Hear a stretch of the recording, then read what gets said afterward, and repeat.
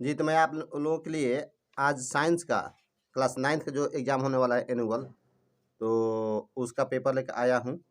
इससे आप लोगों को बहुत सहायता मिलेगी। आइए हम देख लेते हैं कि मुख्य-मुख्य जो क्वेश्चन है, वो कौन-कौन से हैं। इससे रिवीजन के साथ-साथ आपको जो है, ये बिल्कुल एग्ज़ाम में भी सहायता मिलेगा। देख लेते हैं कौन-कौन से क्वेश्चन हैं। निम्नलिखित में से कौन आधारी राशि नहीं है? तो आधारी राशि जो है, वेग जो है आधारी राशि नहीं है। आप जानते हैं आधारी राशि के साथ होता है, ठीक ना?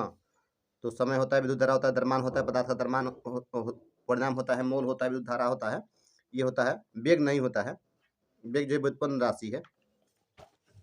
नेक्स्ट क्वेश्चन है, किससे स्पीडोमीटर से मापा जाता है? तो जो स्पीडोमीटर होता है उससे हम लोग स्पीड चाल मापते हैं। गति का कौन सा नियम बल को परिभाषित करता है? तो गति का पहला नियम जो है वो बल को परिभाषित करता है। निम्नलिखित में से कौन सी भौतिक राशि का एसआई मात्रक न्यूटन है?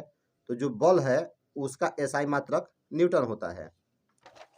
नेक्स्ट क्वेश्चन है कि जी का मान होता है, जो छोटा जी है इसका मान होता है, तो जी बराबर G M by R square होता है। तो जी का मान सबसे कम भूमध्य रेखा पर होता है और सबसे अधिक ध्रुवों पर होता है। निम्नलिखित में से कौन अदिश राशि है?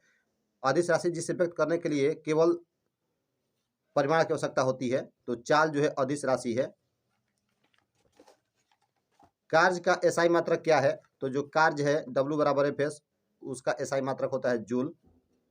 किस तापक्रम पर शुद्ध पानी का घनत्व सबसे अधिक होता है, महत्तम होता है? तो 4 डिग्री सी पर जो है पानी का जो घनत्व होता है वो महत्तम होता है। अगला प्रश्न है कि त्वरण के समय के साथ वेग परिवर्तन की दर को क्या कहते हैं? तो त्वरण कहते हैं। Rate of change of velocity is called acceleration. निम्नलिखित से कौन सही है? तो 1 न्यूटन बराबर 1 kg इंटू मीटर प्रति सेकंड स्क्वायर होता है। एफ बराबर एम ए से 1 kg यहाँ पे हो जाएगा इंटू मीटर प्रति सेकंड स्क्वायर हो जाएगा। घनत्व का एसआई मात्रक क्या होता है? तो घनत्व का एसआई मात्रक होता है kg इंटू kg प्रति मीटर क्यूब होता है। 1 वाट बराबर होता है, तो हम लोग जानते हैं कि P बराबर होता है W बटा में T वाट और यहाँ पर जो एक जूल करेंगे और प्रति सेकंड करेंगे, यानी कि 12 का बी ऑप्शन सही है। ध्वनि है, ध्वनि क्या है? तो ध्वनि देखिए ऊर्जा का एक रूप है जो द्रव्यात्मक माध्यम से तरंग रूप में चलते हुए कानों तक पहुंचती है, तो देखने की अनुभूति प्राप्त होती है। नेक्स्ट क्वेश्चन है कि समतल सतह से ध्वनि तरंग के परावर्तन के बाद निम्नलिखित में से कौन सी भौतिक राशि अपरिवर्तित रहता है? तो आवृत्ति जो है अपरिवर्तित रहता है, इसमें सी ऑप्शन सही है। नेक्स्ट प्रश्न है कि धनुष की तानित डोरी में कौन सी ऊर्जा संचित रहती है? तो धनुष को तानते हैं तो उसमें स्थितिज ऊर्जा जो है वो संचित हो जाती है। ऊर्जा का व्यावसायिक मात्रक क्या है? तो ऊर्जा का व्यावसायिक मात्रक किलोवाट घंटा होता है। 1 किलोवाट घंटा बीओटी में मापते हैं, तो बी ऑप्शन सही है। नेक्स्ट क्वेश्चन है कि 18 किलोमीटर प्रति घंटा का वेग मीटर प्रति सेकंड में कितना होगा? तो क्या करेंगे, 18 गुणे 1000 और बटा में 60 गुणे 60 करेंगे, इसको कटाएंगे तो 5 आ जाएगा। सी ऑप्शन सही है। ध्वनि तरंगों की चाल सबसे अधिक होती है, तो देखिए ध्वनि जो होता है ठोस में सबसे अधिक चलता है। ऐसे हवा में लगभग 320 मीटर प्रति सेकंड के हिसाब से चलता है, लेकिन ठोस में सबसे अधिक चलता है। ये क्वेश्चन तो हमेशा ही पूछा जाएगा, श्रव्य ध्वनि का परास कितना होता है? तो 20 एजेड से 20,000 एजेड तक ध्वनि की परास होता है। ध्वनि की आवृत्ति एन तरंग दर लेमडा एवं चाल में क्या संबंध है? तो v बराबर एन लेमडा होता है। ए ऑप्शन सही है। सार्वत्रिक गुरुत्वाकर्षण स्थिरांक g का मान होता है 6.67 न्यूटन मीटर स्क्वायर प्रति केजी स्क्वायर होता है, तो ये जो है बी ऑप्शन इसमें सही है। हाँ, यह एक बार ध्यान देने योग्य और है कि जो न्यूटन महोदय है उन्होंने ही गुरुत्वाकर्षण का खोज किया था और सर हेनरी कैवेंडिश ने मरोड़ी तुलक सहायता से जी का मान निकाला था। 22 में क्वेश्चन है कि निम्नलिखित से कौन सही है? तो वी स्क्वायर बराबर होता है यू स्क्वायर प्लस 2as तो इसको इधर लाएंगे तो माइनस में हो जाएगा। तो E V A square minus 2AS बराबर यू ए स्क्वायर जो है वो सही है। ठीक है, नेक्स्ट क्वेश्चन है, निम्नलिखित में से किसका जरूरत तो अधिक है? तो जो जितना अधिक मतलब जिसका वेट होगा उसका जरूरत तो अधिक होता है, तो डी ऑप्शन इसमें जो है रेलगाड़ी सही है ऑप्शन के अनुसार। चैनल को सब्सक्राइब कर लीजिएगा, काफ़ी सहायक होगा। ध्वनि तरंगें होती हैं, तो ध्वनि तरंगें कैसे होती हैं? अनुप्रस्थ अनुदैर्घ्य दोनों, इनमें से कोई नहीं। तो जो ध्वनि तरंगें होती हैं वो अनुदैर्घ्य होती हैं, बी ऑप्शन सही है। संवेग परिवर्तन की दर समानुपाती होता है, तो आरोपित बल के समानुपाती होता है। निम्न में से कौन पदार्थ नहीं है? तो जल पदार्थ है, जगह घेरता है। वायु भी पदार्थ है, धूलकण भी है, ऊष्मा नहीं है। तो सी ऑप्शन जो है इसमें सही हो जाएगा। नेक्स्ट क्वेश्चन है, वाष्पन का वेग निर्भर करता है। तो वाष्पन का वेग निर्भर करता है ताप पर, पृष्ठीय क्षेत्रफल पर, द्रव की प्रकृति पर, इनमें से सभी, तो सभी होगा। किसी गैस का सीधे ठोस रूप में परिवर्तन क्या कहलाता है? तो उसको कहते हैं ऊर्ध्वपातन, ए ऑप्शन सही है। अगला प्रश्न है, शुष्क बर्फ है तो ठोस CO2 को शुष्क बर्फ कहते हैं, डी ऑप्शन सही है। संघनन की प्रक्रिया में निम्नलिखित में से कौन परिवर्तन होता है? तो वाष्प से द्रव में परिवर्तन होता है, डी ऑप्शन सही है। वह प्रक्रिया जिसमें दो या अधिक गैसें परस्पर घुलकर मिल जाती हैं क्या कहलाती हैं? तो उसको विसरण कहते हैं। किसी पदार्थ के प्रति इकाई आयतन का द्रव्यमान कहलाता है, तो उसको घनत्व बोलते हैं। निम्नलिखित में से किस विधि द्वारा कपूर को शुद्ध रूप में प्राप्त किया जा सकता है? तो ऊर्ध्वपातन विधि से कपूर को शुद्ध करते हैं।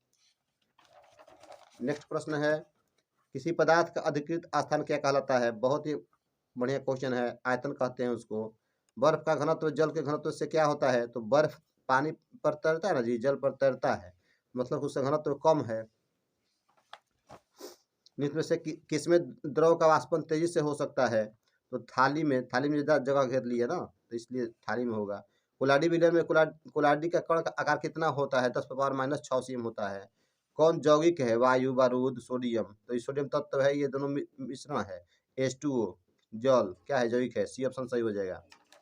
अगला प्रश्न है कि परमाणु संख्या होता है, तो परमाणु संख्या Z बराबर P बराबर E। परमाणु संख्या, इलेक्ट्रॉन संख्या, नाभिक में इकाई धन आवेश की संख्या, डी इनमें सभी, तो सभी हो जाएगा। कौन युग्म संभारिक है? संभारिक परमाणु संख्या जो होती है वो समान होता भिन्न भिन्न होता है और द्रव्यमान संख्या समान होता है, तो ये जो है सब में ऊपर में समान है, इसलिए इनमें से सभी ऑप्शन जो है डी सही होगा। परमाणु का मौलिक कण है, इलेक्ट्रॉन भी है, प्रोटॉन भी है, न्यूट्रॉन भी है, इनमें से सभी होगा, डी ऑप्शन सही है। एल्युमिनियम ऑक्साइड का सही सूत्र क्या होगा? एल्युमिनियम ऑक्साइड का सही सूत्र होता है Al2O3। नेक्स्ट क्वेश्चन है कि सिल्वर का संकेत क्या होता है? तो सिल्वर का संकेत होता है आर्जेंटेनम Ag होता है, बी ऑप्शन सही है। कौन त्रिबंधक तत्व है? त्रिबंधक तत्व जो है नाइट्रोजन होता है, N2, डी ऑप्शन इसमें सही हो जाएगा। त्रिबंधक तत्व नाइट्रोजन हो जाएगा। इलेक्ट्रॉन का द्रव्यमान कितना होता है बताना है, तो 9.11 × 10⁻31 kg होता है न्यूट्रॉन का द्रव्यमान। वायु में लेड प्रदूषण में कौन जिम्मेवार है? तो इसके लिए शीशा युक्त पेट्रोल जो होता है जिम्मेवार होता है। कौन अम्ल वर्षा के लिए उत्तरदायी होता है? तो SO2 + H2O, H2SO3 हो जाएगा, तो ये जो है बी ऑप्शन सही है। नेक्स्ट क्वेश्चन है कि कैथोड किरणें में क्या उपस्थित रहते हैं? तो कैथोड किरण में इलेक्ट्रॉन उपस्थित रहता है, जिसे थॉमसन ने इसका खोज किया था। कौन अक्रिय गैस है? तो जेनॉन जो है अक्रिय गैस है, Na helium, neon, argon, krypton, xenon, neon, ये जो है निष्क्रिय गैस है। कौन तत्व नहीं है? तो जल जो है तत्व नहीं है, जल जैविक है। कौन द्रव अवस्था में रहता है? ब्रोमीन जो है ऐसा अधातु होता है जो कमरे के ताप पर द्रव अवस्था में रहता है। और कौन भौतिक परिवर्तन है? तो देखिए जल का जमना जो है भौतिक परिवर्तन है, क्योंकि बर्फ से फिर जल में वो बदल जाएगा। मनुष्य के शरीर की सबसे लंबी कोशिका कौन होती है? तो तंत्रिका कोशिका जो होती है सबसे लंबी कोशिका होती है। कोशिका भित्ति होती है तो अर्धपरागम में होता है, पारगम में होता है, चयनात्मक परागम में होता है, इनमें से सभी। तो ऐसे ही इनमें सभी हो सकता है, लेकिन ज़्यादातर ये होता है अर्धपरागम में होता है। आवश्यक पदार्थों को अंदर जानता है। रंगीन प्लास्टिक को कहते हैं, तो उसको कहते हैं क्रोमोप्लास्ट। जीन बने होते हैं, DNA क्रियात्मक खंड के जीन बने होते हैं। अस्थि है, संयोजी ऊतक होता है अस्थि। नेक्स्ट क्वेश्चन है कि पौधे की लंबाई किस ऊतक द्वारा बढ़ती है? तो शीर्षस्थ विभा ज्योति की तरह बढ़ती है। रक्त कोशिकाएं बनती हैं, पीला अस्थिमज्जा में, लाल अस्थिमज्जा में, उपास्थि में, सभी में, तो सभी में बनती है। कौन बहुकोशिकीय जीव है? Amoeba, euglena, spirogyra, chlamydomonas. तो एस्पेरोगैरा जो है बहुकोशिकीय जीव है। कौन सिकतरक्तीय प्राणी है? तो मेढक जो होता है सिकतरक्तीय प्राणी होता है। कौन पुष्पीय पौधा है? तो एंजियोस्पर्म जो है पुष्पीय पौधा है। नेक्स्ट क्वेश्चन है, भारत में हरित क्रांति के लिए सबसे मुख्य कारक क्या है?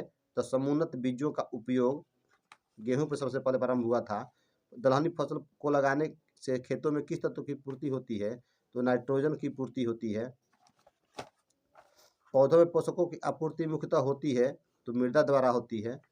सुरक्षित भंडारण हेतु खाद्यान्नों में नमी की प्रतिशत मात्रा कितनी होनी चाहिए? तो 14% से कम होना चाहिए। 2 या 2 से अधिक फसलों को एक भूखंड पर निश्चित कतार में उगाने की प्रक्रिया को क्या कहते हैं? तो उसको कहते हैं अंतर फसल उत्पादन। इससे प्रोडक्शन अच्छा होता है, भूमि की उर्वरा शक्ति बनी रहती है। फसलों के साथ उपजने वाले अवांछित पौधों को क्या कहते हैं? तो खरपतवार कहते हैं। नेपियर क्या है? एक प्रकार का चारा है, हरा चारा। जो साहिवाल है एक नस्ल है, तो गाय का नस्ल है। कौन संक्रामक रोग है? कॉलरा, मलेरिया, न्यूमोनिया में सभी, तो सभी जो है होगा। 2,4-D किसका उदाहरण है? तो 2,4-D जो है खरपतवारनाशी का उदाहरण है। खरपतवार को नष्ट कर देता है, किसान लोग इसका छिड़काव करते हैं। बार बार कपकपी के साथ तेज बुखार होना किस रोग का लक्षण है? तो ये होता है मलेरिया का। सेल का नाम किसने दिया? तो रॉबर्ट हुक ने सेल का नाम दिया था। कोशिका का ऊर्जागृह कौन है? तो mitochondria is power of cell. एक माइक्रोमीटर में होता है 10⁻³ तंत्रिका उत्तक इकाई क्या है? तो तंत्रिका उत्तक इकाई तंत्रिका कोशिका या न्यूरॉन होता है। तो इस तरह से क्वेश्चन पूछे जाएंगे स्टूडेंट्स आपके एग्जाम में। आज के अंक में इतना ही। Thank you very much.